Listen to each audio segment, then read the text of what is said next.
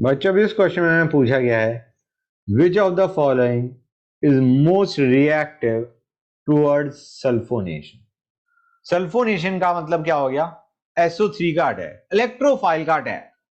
अब इलेक्ट्रोफाइल सबसे जल्दी कहां पे अटैक करेगा? भाई बेंजीन रिंग पे इलेक्ट्रोफाइल का अटैक होगा।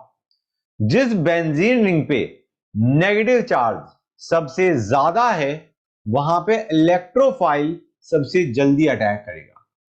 जिस बेंजीन रिंग पे नेगेटिव चार्ज सबसे ज्यादा है वहां पे इलेक्ट्रोफाइल सबसे जल्दी अटैक करेगा। ठीक है ना बच्चों? तो देखते हैं कि किस पे नेगेटिव चार्ज सबसे ज्यादा आ रहा है।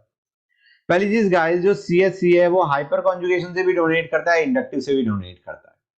लेकिन hyper conjugation being stronger than inductive, तो हम हाइपर कॉन्जुगेशन ही देख रहे होंगे। हाइपर कॉन्जुगेशन से नेगेटिव चार्ज डाला होता है, कहां कहां पे डाल रहा होता है? ऑर्थो और पैरा पोजीशन पे।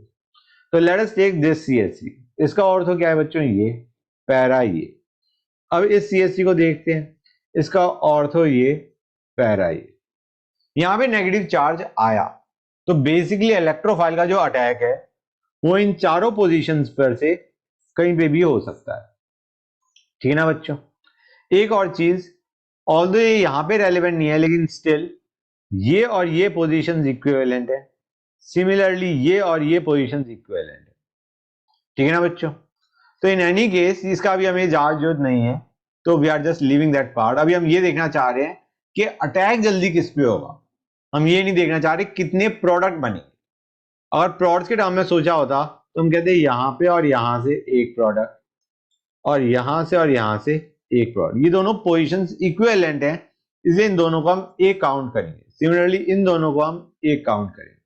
लेकिन एनीवे आगे चलते हैं, इसके भी हमें बात नहीं करनी। इस CH3 पे आते हैं, इसका ऑर्थो पैरा क्या है? ये। इस CH3 का ऑर्थो पैरा क्या है? ये। तुम रियलाइज करोगे ये जो नेगेटिव चार्ज है ये तो दोनों का एड अप कर गया। हाँ है ना? समझ में आ रहा है नहीं आ रहा है बच्चों? तो डू यू रियलाइज यहां पे अटैक कहां पे होगा? पहले यहां पे, यहां पे, या यहां पे अटैक यहां पे होगा। ठीक है बच्चों?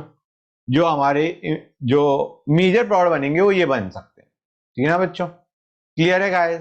तो अटैक यहां पे होगा, लेकिन तुम रियलाइज कर रहे हो अटैक जहां पे हो रहा है वहां पे नेगेटिव चार्ज ज्यादा है, क्योंकि दोनों का नेगेटिव चार्ज एड अप कर गया।